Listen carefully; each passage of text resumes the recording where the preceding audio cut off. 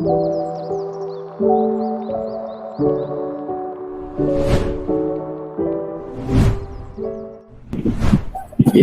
baik, terima kasih untuk moderator Abdul Muhid. Sebelumnya, Assalamualaikum warahmatullahi wabarakatuh. Waalaikumsalam. Waalaikumsalam warahmatullahi wabarakatuh. Sebelumnya saya ucapkan terima kasih untuk semuanya, tak lupa juga saya ucapkan terima kasih kepada DPL, yaitu Pak Hashim, selaku DPL dari KKN MIT 71. Dan saya juga ingin mengucapkan terima kasih kepada pemateri, yaitu Mas Zaki Murtado tadi. Terima kasih Mas Zaki telah menyempatkan waktunya untuk mengisi kegiatan kita kali ini. Dan saya juga ingin mengucapkan terima kasih ke semua peserta yang bisa ikut hadir dalam kegiatan diskusi kita pagi hari ini. Dan tak lupa seluruh panitia dari tim KKN MIT kelompok 71, saya ingin mengucapkan terima kasih kepada kalian semua telah bisa menyiapkan acara ini dengan semaksimal mungkin. Menyikapi acara ini, yaitu terkait moderasi beragama, kami dari KKN MIT kelompok 71 telah membuat diskusi ini, yaitu berkaitan dengan moderasi beragama dengan tema memaknai moderasi beragama dalam ibadah kurban. Nah, mengapa dari kami kelompok 71 mengambil tema tersebut? Nah, itu dikarenakan menyikapi beberapa hal. Yang pertama itu terkait dengan kebersamaan, toleransi, dan juga rasa kasih sayang. Karena kalau kita melihat acara itu pasti akan dirayakan oleh semua umat muslim gitu loh. Melihat dengan sejarahnya pada zaman dulu, Nabi Ibrahim saat menyembelih anaknya, itu kan juga mengajarkan suatu hal yang humanis dan juga menjalankan atau memberikan rasa perjuangan kemanusiaan di samping adanya kasih sayang kepada anaknya. Nah, itulah yang mungkin nanti akan menjadi ibroh kita untuk diskusi kita kali ini. Untuk selanjutnya, saya serahkan kembali untuk Mas Mukid untuk memimpin. Sukses selalu dan semoga lancar sampai akhir. Terima kasih. Itu dari saya. Wassalamualaikum warahmatullahi wabarakatuh. Waalaikumsalam warahmatullahi wabarakatuh. Waalaikumsalam warahmatullahi wabarakatuh. Ya, terima kasih atas sambutannya dari koordinator kelompok KKN MIT 71. Untuk selanjutnya, kita akan memulai diskusi pada pagi hari ini yang bertema memaknai moderasi beragama melalui ibadah kurban. Nah, mungkin teman-teman sudah nggak asing ya dengan kata moderasi beragama gitu. Nah, dari hal itu maka dari kami kelompok KKN 71 ingin mengenalkan hubungan antara moderasi beragama yang kita ambil dari ibadah kurban. Nilai-nilai moderasi beragama dalam ibadah kurban. Dan itu akan disampaikan oleh pemateri kita, yaitu Mas Zaki Murtado. Sebelumnya, sudah sarapan Mas Zaki? Atau sudah? Alhamdulillah sudah. Oke, siap. Terima kasih. Sudah siap ya? Oke, untuk memulai acara diskusi kali ini, kami serahkan waktu untuk pemateri menyampaikan materinya. Kami persilakan. Monggo. Assalamualaikum warahmatullahi wabarakatuh. Waalaikumsalam warahmatullahi wabarakatuh. Waalaikumsalam warahmatullahi wabarakatuh. Bismillahirrahmanirrahim. Alhamdulillah. Salatu wassalamu ala sayyidina wa syafiina wa maulana Muhammadin sallallahu alaihi wasallam wa ala alihi wa sahbihi ajma'in. Saya hormati para teman-teman KKN Kendal yang saya cintai, semua pendengar, semua peserta di acara ini. Semoga kita diberikan kebahagiaan, diberikan kedamaian, ditambah moderasi. Itu salah satu peran besar itu mewujudkan perdamaian, kebahagiaan dan sebagainya. Ini suara saya jelas ya? Mohon maaf untuk lebih dekat suaranya Mas. Kayaknya agak remang-remang. Iya, romang-romang. Jelas, sudah jelas.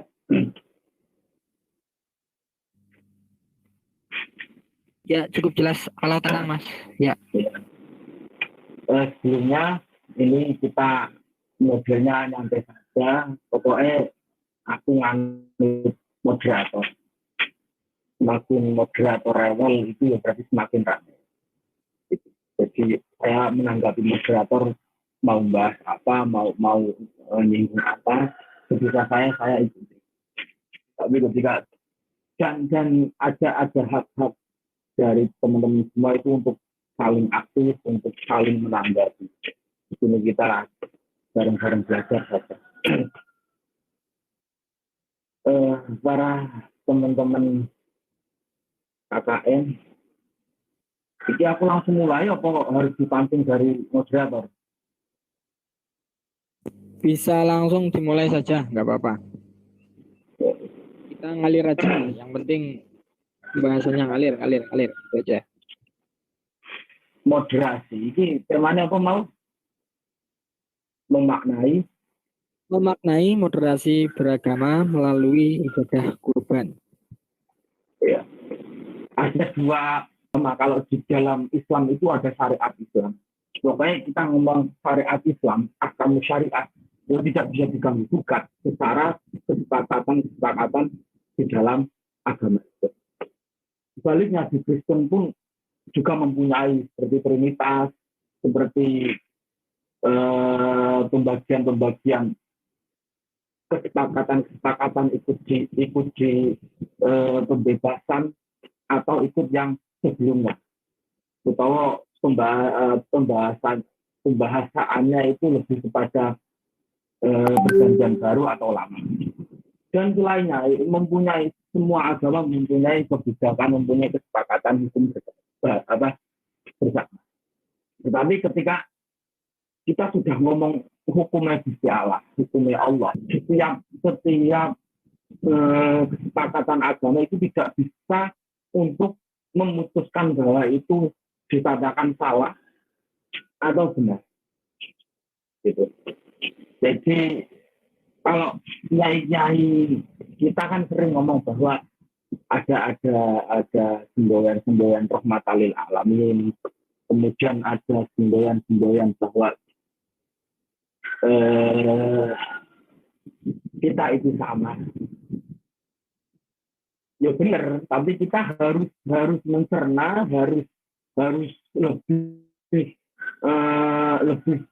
lebih mencermati kita bicara itu di dalam baju apa. Dalam arti baju itu saya atau jenengan semua itu bicara itu atas nama siapa. Ketika atas nama Islam, ya kita harus patuh, kita harus memegang standarisasi aturan-aturan di dalam Islam. Tapi ketika kita ngomong bahwa ada sunatullah, ya sudah, semuanya bisa, semuanya boleh, dan semuanya dimaklumi. Gitu. Jadi ada hukumnya Gusti Allah, juga ada hukum setiap agama sendiri-sendiri. Ahkam syariah dan ahkam sunatullah. Nah, kemudian kita ngomong moderasi beragama, jelasnya, di sini harus menggunakan hukum-hukum Tuhan, hukum-hukum Gusti Allah. Dan di Islam pun itu menyepakati, misalnya, ono tanda-tandanya di dalam Islam seperti bagaimana dikatakan nakum umat atau wasat. Jadi dan demikian pula kami menjadikan umat ini sebagai wasat. Umat ini ditujukan kepada Kanjeng Nabi Muhammad. Wasat itu maknanya apa? Ya toleran, ya moderat itu sebenarnya. Tapi harus munculnya toleran, munculnya moderat itu harus dimengerti bahwa lafal itu bukan wakadzalika khalaqnakum, tetapi wakadzalika ja'alnakum. Maknanya ja'alna iki kuasa manusia yang mempunyai. Jadi ada dua istilah sing mek sama, tapi itu beda antara kholaqo dan ja'ala. Nah, ketika kholaqo itu sudah mutlak kehendaknya bersalah. Itu tidak bisa digabung. Makanya nek cara dengan ayat kholaqo sama wa wal ard. Ini dibuat di Allah. Orang bakal wa ja'ala sama wa wal ard. Ini sedikit bahas mengenai tanda-tanda ayat-ayat. Nah, kembali lagi, jadi wajah al-nakum ummatan wasat. Ini kepengen moderat ora. Ini kepengen bahagia ora, kepengen damai ora. Nah, nek kepengen, ini ada satu istilah, ada satu kalimat wajah al-nakum. Sing statusnya di situ, menungsa itu harus bergerak, harus menciptakan, harus menjadikan. Itu ja'ala. Ini jadi sedikit belajar mengenai tafsir. Saya bukan anak tafsir, ya. Wilalah iso titik ngono. Lah kemudian kembali, jadi tidak bakal, apalagi ketika kita sebagai subjek moderasi, ya kita harus menggunakan senjata wajah Allah itu. Tidak kalau kita hanya melihat saja, kita hanya menang diem, tetapi harus ja'ala, menjadikan dengan pergerakan, dengan pengetahuan. Di sini salah satunya belajar. Setelah belajar kita memberikan ajaran-ajaran, setelah memberikan ajaran ada pemahaman. Nah, setelah itu eksekusi. Itu moderasi. Ketika ngomong moderasi itu apa ya? Moderat, penengah, kemudian dia tidak kanan tidak kiri. Tapi catatannya yang saya tadi bicara di awal. Makanya saya prolog saya itu menjelaskan mengenai ketetapan setiap agama dan ketetapan Gusti Allah. Karena ketika belum ada prolog seperti itu, ntar pemahaman mengenai moderat itu bisa dikatakan ilahi. Kalau bahasa ilahi itu apa? Ganduni prinsip. Bang, jadi saya itu agak nggak suka ketika ada orang-orang dengan mengatasnamakan moderat, padahal dirinya itu tidak mempunyai prinsip. Itu kan salah. Jadi mana itu bukan seperti itu. Nah, kemudian ini saya singkat saja. Saya kepengen sebenarnya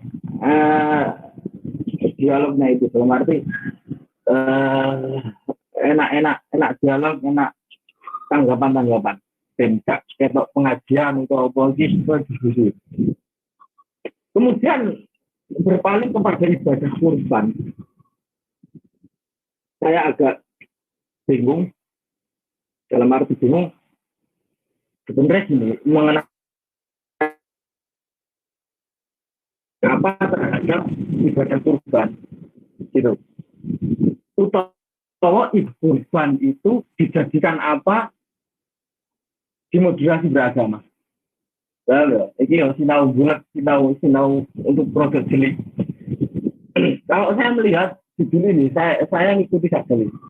Jadi makna moderasi beragama melalui ibadah kurban. Terus objeknya gimana? Ini kalau ini dengan saling menanggapi itu tidak apa-apa. Tidak harus saya ngomong terus misalnya ada yang menanggapi, tinggal bicara saja. Kemudian ibadah kurban. Ketika moderasi beragama itu memaknai ibadah kurban, jelasnya yang bicara ini bukan orang Islam. Karena kurban itu bagian dari ritualisasi orang Islam. Kemudian bagian dari perangkat-perangkat peraturan-peraturan di Islam. Anjuran-anjuran di Islam. Tapi tidak masalah, kita objektif saja, walaupun kita Islam, kita yang bicara saja. Maksudnya lebih enak, lebih legowo, lebih memuaskan. Ya, ketika kita ngomong moderasi, memanai moderasi beragama terhadap salah satu ritual di dalam ritual selain Islam. Tapi tidak masalah ini, angger bisa angger sinau daerah, tidak masalah. Moderasi beragama melihat ibadah kurban. Banyak faktor. Faktor pertama, kita karena ngomong Islam, perbedaan waktu. Nah, di situ. Jadi tetap ketemu, tetap ketemu. Subjek kepada objeknya tetap ketemu. Nah, ketika moderasi beragama melihat, memaknai ibadah kurban secara ketetapan waktu, ya biasa saja. Karena apa? Sebagai moderasi agama dengan catatan di situ, ya harus damai, harus tidak menimbulkan ekstremisme salah satunya. Dengan catatan di situ pertanggalan atau ketetapan ibadah kurban itu setiap ormas misalnya setiap kepercayaan itu berbeda-beda. Misalnya ya, kemarin itu kan ada yang tanggal 9, yuk ada yang tanggal 10. Ini kalau misalkan satu keyakinan, satu rangka, ya jelas penimbulan jelas menimbulkan kerusuhan, perdebatan, menimbulkan ketidakdamaian dan sebagainya.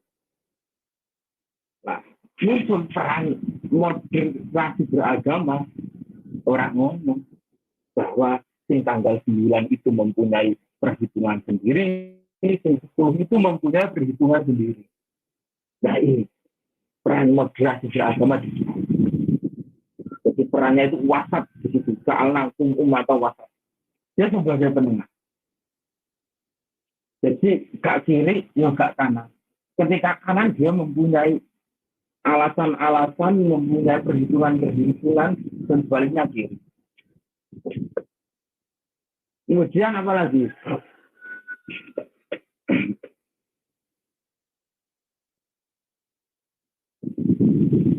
Ya, mungkin itu dulu. Kita asiknya di dialognya saja. Monggo moderator. Ini berapa dulu saja. Oke, terima kasih. Suaranya jelas ya? Nah. Oke, terima kasih atas materi pembukanya dari Mas Zaki Murtado. Mengenai tadi yang sudah disampaikan tentang moderasi beragama di dalam melihat peran ibadah kurban gitu, peran moderasi beragama dalam ibadah kurban. Tadi diantaranya moderasi yang bisa masuk di dalam ibadah kurban tentang perbedaan waktu gitu. Nah, kalau kita melihat dari perbedaan waktu, sedikit banyaknya kan ada perdebatan yang lumayan bisa memberikan dampak yang cukup berat gitu loh. Dalam artian karena kita tertutup dengan fanatisme, mungkin salah satu halnya itu fanatisme, kita bisa menjadi penyerang dari pihak satu ke pihak lain. Padahal kan ibadah kurban itu kan salah satu hukum Allah juga, dalam artian di dalam syariat agama Islam itu kan juga ditentukan gitu loh. Nah, untuk menambahi kepada pemateri, nah, bagaimana cara kita melihat ibadah kurban? Undi, Sami. Mohon maaf Mas, di mute dulu suaranya Mas. Ya, saya lanjutkan. Nah, bagaimana caranya kita melihat ibadah kurban dengan sisi moderasinya? Salah satunya diantaranya tadi waktu. Di lain hal, apakah ada lagi hal-hal yang perlu kita sikapi dengan sikap moderat dalam ibadah kurban selain perbedaan waktu. Itu Mas Zaki Murtado. Ya,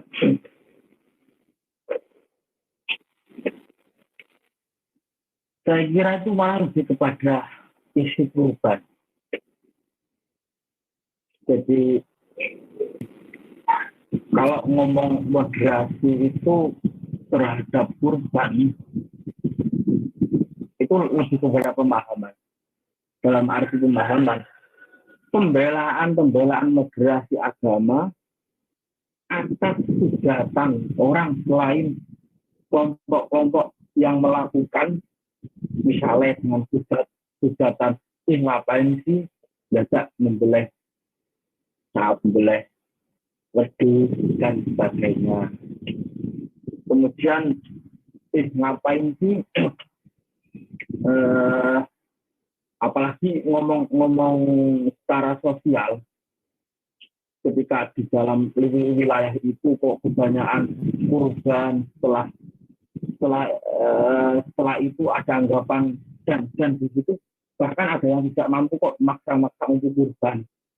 Nah, di sini peran moderasi itu membantu. Gak ngono maksudnya ketika untuk membela orang-orang yang berkurban. Nah, di sini masuk kepada pemaknaan kurban itu ya memang kalau dilihat secara standarisasi logika itu gak masuk. Ngapain bagi-bagi daging dia uang mentek-mentek bondo, mending aku tabung, mending aku belikan sesuatu yang bermanfaat untuk diri saya. Nah, di sini jadi pertama, kalau ngomong pertama, karena di sini kita ngomong Islam, kurban itu bagian dari Islam. Pertama itu bahwa kita masuk di satu organisasi, satu komunitas, satu agama, itu ada ketetapan, itu ada peraturan sendiri. Jadi kita mau masuk, kita harus mengikuti aturan-aturan yang ada di situ, termasuk kurban.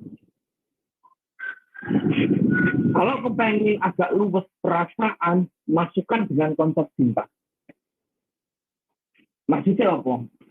Kita yang tadi pernah dijelaskan oleh sambutan itu, jadi salah satunya meneladani peristiwa Nabi Ismail. Nah, di sini konsep cintanya Ibrahim terhadap Gusti Allah. Jadi ada bahasa-bahasa bahwa Tuhan itu cemburu dengan Ibrahim. Karena ada kadar pengurangan Ibrahim terhadap Tuhan. Maksudnya apa? Mungkin satu hari itu biasanya 100% atau 90% dia bermesraan dengan Tuhan, kok agak berkurang dengan masalah-masalah beliau. Nah, Tuhan itu mengetes kadar cinta Ibrahim berapa sebenarnya. Nah, ini itu Allah itu mengisyaratkan bahwa dia sembelih Ismail. Logika ada masuk anak ibu sembelih itu dia. Anak angel dari awal kan Nabi Ibrahim itu gawe anak, maksudnya pengen dia anak iki rasane angel ra umum.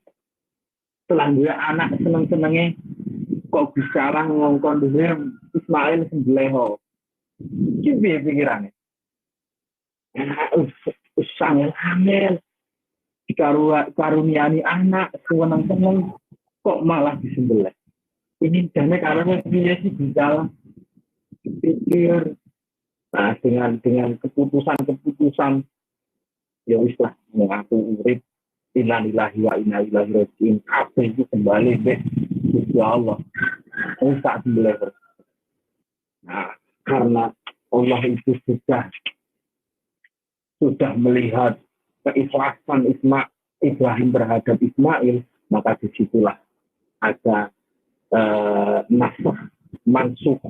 Kalau di dalam ilmu tafsir itu jadi mansuh penghapusan peristiwa penghapusan sesuatu, di situ dihapus dan digantikan oleh hewan penyembelihan. Itu nilainya. Monggo moderator. Ya, oke. Terima kasih Mas atas tanggapannya. Dari teman-teman yang lain silakan barangkali mau memberi kita tanggapan. Silakan dari teman-teman yang lain. Ya, terima kasih ya Mas Jaki. Ini dipanggil Mas atau panggil Pak aja ini? Iya, hanya mana tanggal Jeki atau gas, guys, terserah. Oke, baik ini. Jadi saya juga menangkap ya bahwasanya Nabi Ibrahim menjalankan itu semua itu mengajarkan kepada kita itu loh bagaimana menemukan cinta sejati yang dibangun atas ketulusan untuk berkorban itu hingga mendapatkan suatu kesalahan personal dan juga sosial. Sebenarnya juga kita bisa lihat apa yang ada di media sosial contohnya. Mungkin teman-teman tidak asing dengan yang namanya TikTok gitu kan, TikTok. Itu kan banyak sekali video-video yang menampilkan contoh aja pemiliknya dengan sapinya itu memiliki keterkaitan yang sangat erat gitu loh. Contoh aja ketika Ruben Onsu membeli sapi yang sangat besar yang namanya siapa itu Mangganis atau siapa itu loh. Itu kan saat dilepas pemiliknya kan sangat sulit gitu loh. Sangat sulit, sangat ditahan-tahan karena rasa kasih sayang dengan sapinya itu gitu loh. Mungkin contoh lain ketika semalam waktu saya nonton TikTok tuh ada sapi dengan pemiliknya itu. Ketika hamin beberapa jam sapi itu disembelih, sapi itu merasa itu mendekat dengan pemiliknya itu ingin dipeluk gitu loh. Akhirnya pemilik itu mau meluk, tetapi pada akhirnya apa? Pada akhirnya kan tetap disembelih. Nah, disembelihnya itu kan kalau kita artikan itu kan antara kita dengan Tuhan dan juga kita dengan manusia gitu loh. Untuk mendekatkan diri dengan Tuhan, tapi hasilnya dari yang disembelih itu dagingnya dan juga yang lain-lainnya itu kan untuk mendekatkan kita dengan saling sama gitu loh, memberi, membagi. Nah itu loh apa ya yang dikatakan oleh Mas Zaki kalau moderasi ini terkait dengan makna gitu loh. Makna kita memahami jalan yang diambil, jalan tengahnya itu bagaimana gitu loh. Mungkin itu dari saya Mas Mujid dan juga Mas Zaki. Terima kasih. Oke, ya terima kasih atas tanggapannya dari Mas Satang. Ya, dari yang dijelaskan tadi memang jelas sih apa yang dijelaskan Mas Jaki mengenai hubungan vertikal antara kita dengan Allah dan hubungan horizontal antara kita bersama manusia itu terasa sekali dalam ibadah kurban. Bagaimana daging itu bisa dinikmati sebegitu banyak orang dengan niat ibadah yang untuk meningkatkan keimanan dan rasa syukur kita terhadap Allah Subhanahu wa taala itulah. Nah, silakan dari Mas Zaki bisa langsung ditanggapi saja.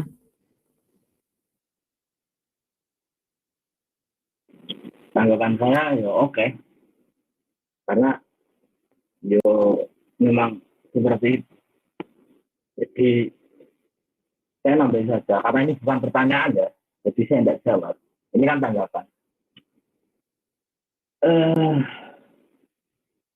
Tambahan saya itu sebenarnya ini untuk orang-orang yang belum mampu untuk kurban secara perhitungan hari, bahwa kurban itu kalau ditarik dari awal itu apa sih? Korobaya probu kurbanan ini memakai masker di situ ada tauhid itu penguatan. Dalam arti penguatan kalau di fikih status kurban itu sunnah, tapi sunnahnya muakkad. Banyak tauhid dan muakkidan. Jadi sunnah tapi itu dikuatkan. Sunnah tapi kuat. Kurban di sini maknanya itu kan tak korup, mendekat. Nah ini solusi untuk teman-teman ya masyarakat kita semuanya lah di Indonesia khususnya kok belum bisa seperti apa yang disepakati oleh Islam. Bisa apa saja itu bisa. Bahkan kalau guyonan, korban perasaan pun itu bisa. Tapi jangan maknai perasaan itu hanya di dunia bucin-bucin saja, itu enggak. Untuk korban perasaan, misalnya, simpel di kehidupan sehari-hari dengan saudara kita, misalnya adik atau kakak, adik pengen, yang dilalah wong tuane ngene sak meneh, wis kita korbankan perasaan, aku ikhlas itu guys baik. Dan salah satunya seperti itu. Jadi simpel. Misalnya kok gue ini panenan apa? Panenan pari, aku tak korban. Lillahi ta'ala itu Allah.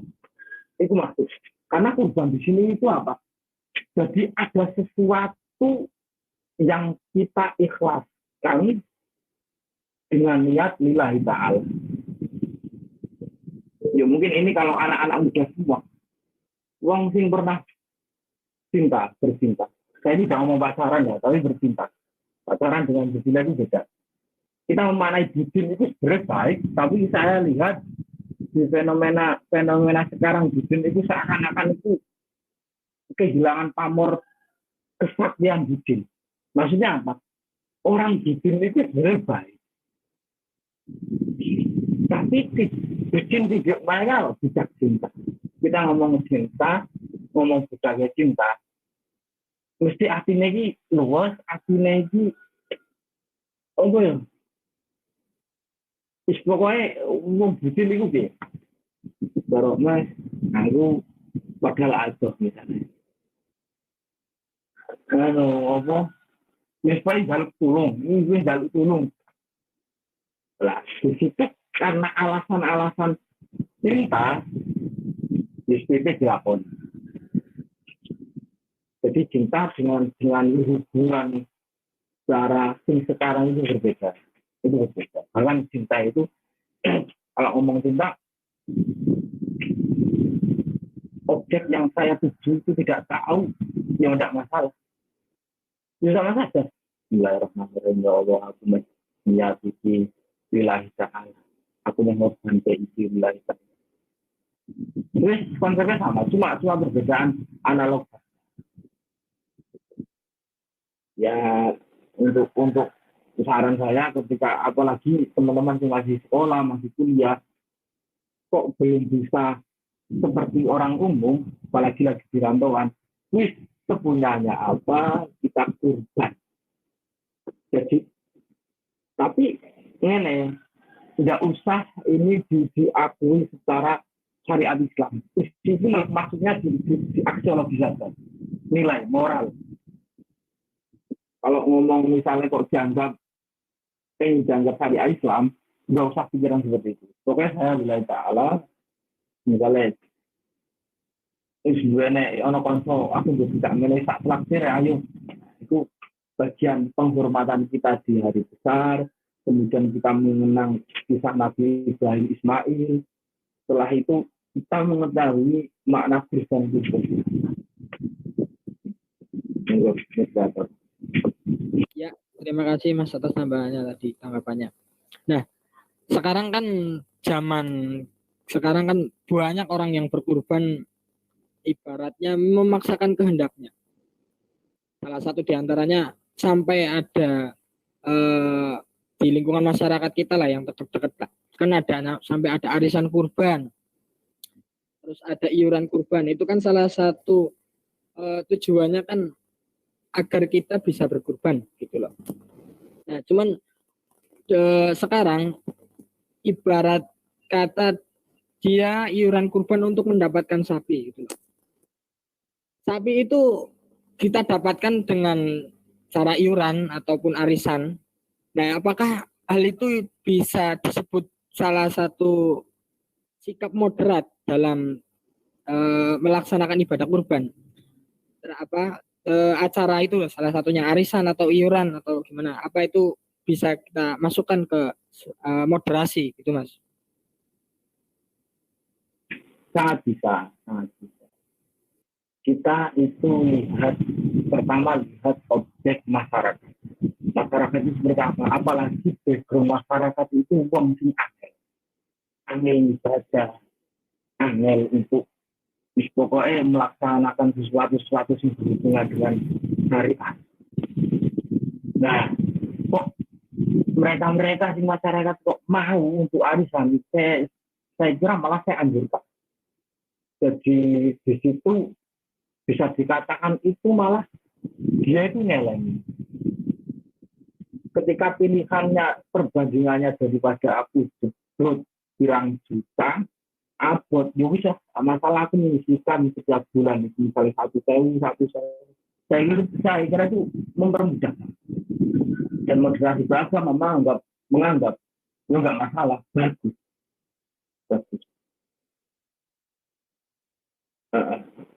Terus ngomong gengsi. Kalau ngomong gengsi, saya kira itu agak perlu kita memanas-manasi dengan catatan dia itu orang punya, orang kaya, Islam. Kok dia dengan gengsi, ya aku orang ini, sebenarnya tidak masalah.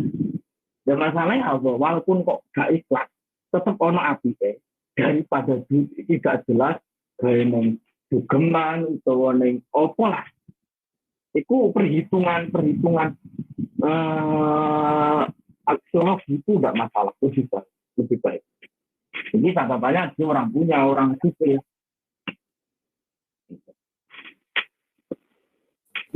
Ya, sekarang kan juga banyak sih tragedi orang yang pamer hewan kurban gitulah, katakanlah gede-gedean sapi ada yang tanduknya lebih besar daripada badannya, ada yang itu kan niatnya kan kurban juga, baik atau buruknya itu kan mendekatkan juga gitu loh bagi si yang berkurban, mendekatkan kepada lingkungan masyarakatnya kayak terus hubungannya dengan Tuhan konten kan gitu ya Mas. Nah, apakah kalau seumpama kita ibarat kata tadi itu gede-gedean sapi itu loh dalam berkurban, apa kita bisa melihat sikap yang moderat dalam hal tersebut gitu loh, meskipun ternyata emang iya ibadah, tapi seketika dia dikontenkan atau apakah kita atau mungkin bagaimana cara kita melihat hal tersebut gitu loh, dengan sikap yang moderat. Di sisi baiknya orang-orang yang mengontenkan itu sebagai contoh, iya ya, tidak itu sebagai zikr, pengeling bahwa ini wae korban. Biasa dulu TikTok, terus muncul TikTok misalnya ono sapi deh juga meh korban, gak masalah. Jadi satu pengeling, kedua ini sebagai sarana dakwah.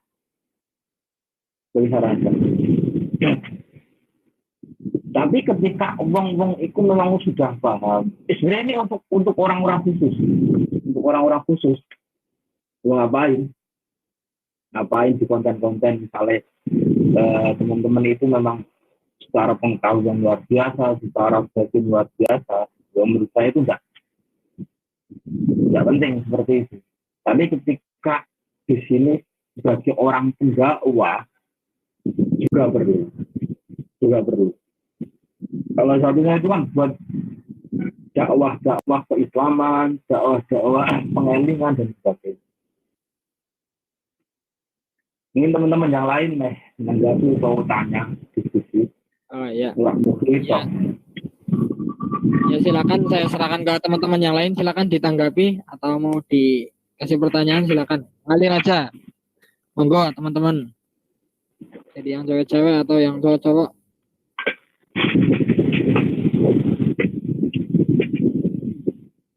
Kalau saya lihat dari yang Mas Zaki jelaskan dari awal sampai akhir itu kan kita bagaimana caranya kita bersikap moderat dalam beragama loh, terutama di dalam lingkup agama Islam, dan itu ada hubungannya dengan bagaimana cara kita menjalankan syariat, bagaimana kita ikut organisasi Islam dan lain sebagainya. Tapi jangan lupa bahwasanya kita itu mempunyai pedoman yang sama. Ibaratnya umat Islam itu ya itu tadi disampaikan Mas Zaki, umat yang wasaton gitu loh, yang toleran dan moderat gitu loh. Kita harus bisa mengerti dan tahu bagaimana sih jalan tengahnya dalam menjalani sebuah syariat agama, dalam berorganisasi yang lingkupnya itu di keagamaan gitu loh. Sebenarnya kita bisa tahu seharusnya bagaimana sikap moderat kita sih untuk menyikapi hal-hal yang mungkin itu berbeda dan sama sekali tidak sama dengan kita lah gitu. Oke, itu sih yang saya lihat dari penjelasan Mas Zaki, dan itu hubungannya di dalam hubungan kita di agama Islam gitu loh.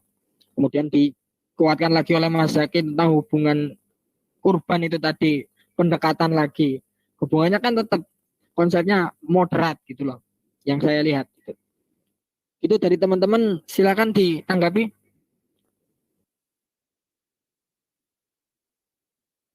Atau dari Mas siapa saja ini yang sudah hadir ya. Mas Abi Manyu, silakan. Mbak Fatihah Fitriani atau Mas Bakri. Silakan. Monggo lanjut. Mungkin gini Mas. Tadi kan memang sudah dijelaskan ya tentang perbedaan soal waktu pelaksanaan ibadah kurban ataupun hubungan antara kurban, ibadah kurban antara hubungannya dengan Tuhan, dengan hubungannya manusia. Ada pertanyaan begini Mas. Kalau kita melaksanakan ibadah dalam hal umum lah ya, konsep umum lah. Sebenarnya kita itu perlu memamerkan apa enggak sih? Ibarat kata, kalau kita lihat ke konsep tadi, dikontenkan itu tadi loh. Kita melihatnya itu ibadah itu meski dipamerkan apa enggak sih? Kalau kita memamerkan kan ada prinsipnya, katakanlah dakwah itu tadi. Ada ibadah yang mesti kita tunjukkan gitu loh. Dengan bertujuan apa? Dakwah, mengajak. Nah, kita untuk menentukan ibadah mana yang boleh kita pamerkan, itu apa saja Mas? Dan apa yang tidak perlu kita pamerkan gitu loh, sebagai sarana dakwah ataupun yang lainnya, begitu Mas? Iya. Kalau melihat secara keseluruhan, sebenarnya itu tidak ada ibadah yang harus dipamerkan. Tapi ada peluang-peluang dan ada kesempatan dan ada keterpaksaan kita untuk sebenarnya bahasanya tidak memamerkan, lebih kepada pembelaan. Misalnya tidak pengetesan, bongso-bongso muamalah untuk menghindari tidak ada pameran itu sulit. Si bangsa muamalah seperti kadi, kemudian termasuk kurban, kemudian termasuk sholat. Jadi sesuatu sih bisa dilihat itu sebenarnya susah. Bahkan ya bahasanya jangan untuk pemameran.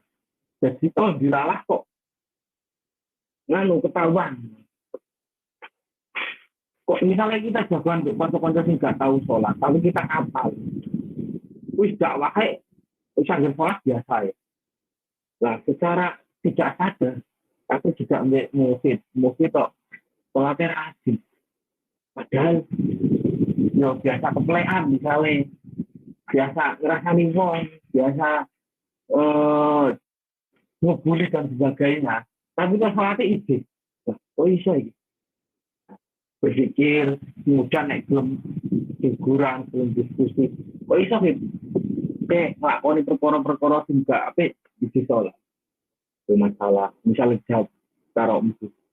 Ya masalah ngerasani menuntut ya nafsu. Masalah keplean ya pengen hiburan. Nah terus sholatmu piye? Di sholat itu urusan di kerja.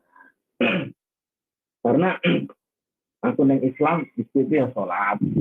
Kalau misalnya lah secara otomatis dia oke aja ya. Aku gak masalah di maksiat di nganu, penting aku sholatnya bisa jalan. Kan secara kan itu bisa untuk proses. Nah, kemudian sesuatu itu tidak bisa dipamerkan. Jelas itu masalah tauhid. Itu masalah tauhid. Jadi masalah keimanan itu memang urusan sendiri. Dan peran moderasi beragama terhadap uang-uang sing seneng ngafir kayak uang itu ada. Kawan dia misal, itu ngopong banyak, itu ngopong jagung neng wisor wis gede. Nah, moderasi beragama itu dia paham bahwa kok langsung mengkafirkan, kok langsung menjelekan ritual-ritual mereka. Nggak paham dia, orang paham tak jelas ke. Nah, moderasi beragama bicara seperti itu. Tapi penjelasannya, kalau moderasi beragama membela, siapa tahu orang-orang itu, apalagi bisa indikasikan sebagai orang, dia itu sebagai orang kejawen. Coba orang kejawen itu cara mengenal Gusti Allah itu dari mana? Karena Islam muncul itu sudah ada kejawen. Sampai teman-teman belum ada orang tidak kuat, bahkan belum ada Quran turun neng Jawa. Piye carane awak mudo nyembah Gusti Allah? Aku mesti kok. Carane piye? Menyan Mas, bakar menyan. Alasannya apa? Manane apa? Aku tahu hujane ning ndi.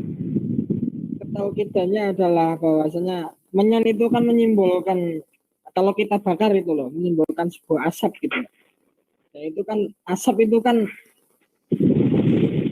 menyifati hal-hal yang ada di dalam dunia. Salah satunya kan hal-hal yang gaib itu kan. Asap kan enggak gaib. Itu tetap ada kelihatan. Maksudnya itu halus gitu loh. Bukan gaib ya, sorry, salah ucap. Maksud saya itu halus secara sifat itu kan halus. Dan sifat itu kan kalau Al-Quran memang belum memberikan petunjuk bahwasanya ternyata sifat Allah itu ada juga ya Latif. Oh, sifatnya ini loh. Mungkin itu kan sebagai penguat pendapat ibaratnya cara beribadahnya orang-orang dulu gitu. Al-Quran. Kalau misalnya wong sing gelem jago di, kalau kita baca di dalam kitab Mujarobat atau Primbon, itu menurut saya itu teologis banget dan tasawuf banget. Walaupun dia tidak kenal bahwa Nabi itu siapa, Allah, istilah Allah itu apa, itu tidak ada. Tapi isi dari ritual itu, kalau saya baca bisa dicari teman Mujarobat atau Primbon. Tapi yang agak meringi Mujarobat. Itu isinya apa? Jadi mereka sing dolanan batu, dolanan keris, ya jeneng apa jenenge wit, kebingungan mereka itu mencari iki apa? Dengan kebingungan, wes aku lagi jago wit iki aku menangi uji ini, kok pikir dhuwur gede sampai saiki. Wah, aku berpikiran juga ono sing nguripi wit iki. Nanti aku membantu tidak sing iso nguripi wit iki. Sampai seperti itu. Karena kebingungan. Mudah nih misalnya nih pegunungan Topo. Ya itu alasannya. Mereka itu tidak mengetahui ya, karena Jawa kira ono sing dikai kitab suci, ono sing dikai wahyu dan sebagainya. Karena jadinya makanya pas di dalam misalnya dengan Siliwangi itu, saya nggak tahu dia menangi itu tahu nek menangi semua nek pon Siliwangi.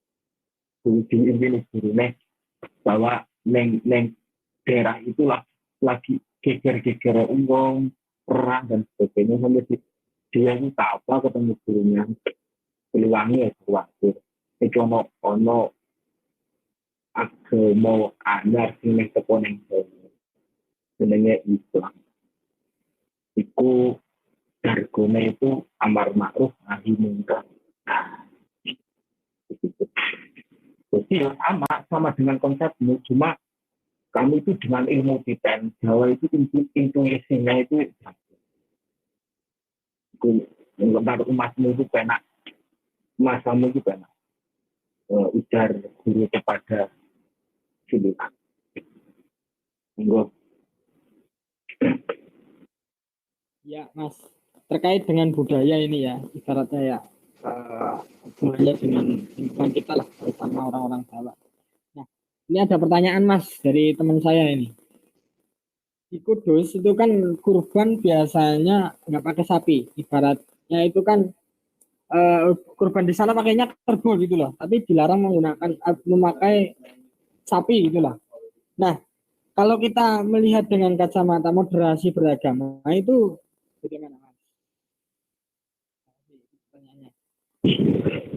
Kudus ya mungkin jadi kita bahas politik wali songo ini maksudnya di siasah min ulama Israel. Jadi ini tinggal beda sampai sekarang itu budaya Jawa itu masih dilestarikan dan Islam itu masih jaya di Indonesia itu apa? Salah satu peran siasahnya para wali songo. Kita mundur dulu kepada para pujangga, para pendakwah Islam. Dulu di Persia sempat jaya. Bahkan sampai Andalusia. Andalusia tahu di mana? Mana? Andalusia. Andalusia. Nggak Ya. tahu Mas. Andalusia itu sekarang ya Spanyol. Tapi kalau dulu kan masih bahasa Persia, Iran, Persia sekarang ya. Andalusia, Romawi dan sebagainya. Yunani. Nah, Andalusia itu pernah jaya, Spanyol pernah jaya. Tapi karena dakwahnya itu dengan sistem perang, batok, jelasnya geteh muncrat, ya jaya. Tapi karena modelnya model pemaksaan perang, ketika penguasa Islam sudah tumbang, ya kembali lagi seperti semula. Sumpah loh, Mahdi itu besar banget. Jadi kalau di Jawa kan tidak meh perang. Pokoknya aku nganut kalau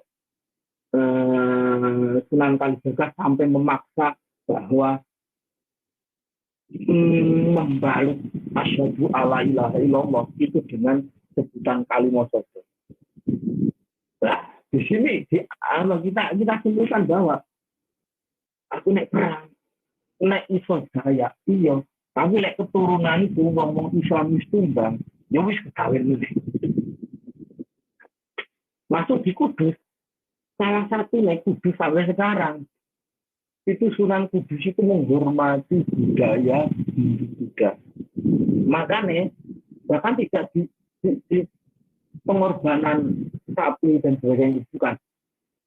Sampai makomnya, masjidnya Kudus itu disetting dengan demikian rupa dengan model-model Buddha itu.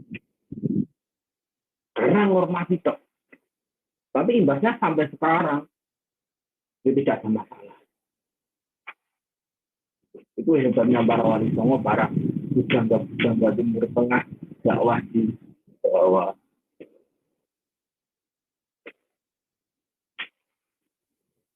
Ya, terima kasih Mas atas jawabannya.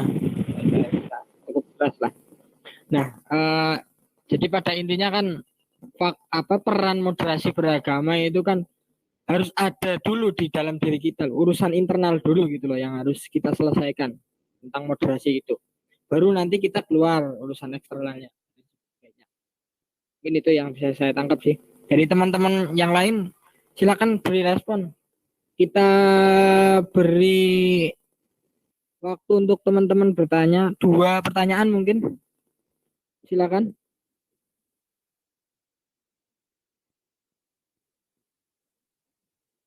Silakan dari teman-teman. Kalau sudah nggak ada yang mau menanggapi, mungkin bisa saya akhiri nanti bentar lagi. Silakan, saya tunggu dari teman-teman untuk menanggapi. Monggo.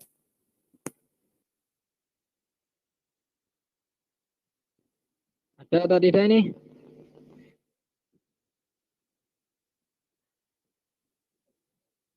Ya kalau nggak ada yang mau menanggapi, mungkin kita cukupkan. Mungkin Mas Zaki bisa memberikan sesi penutup sedikit tentang moderasi ini dan temanya itu tadi.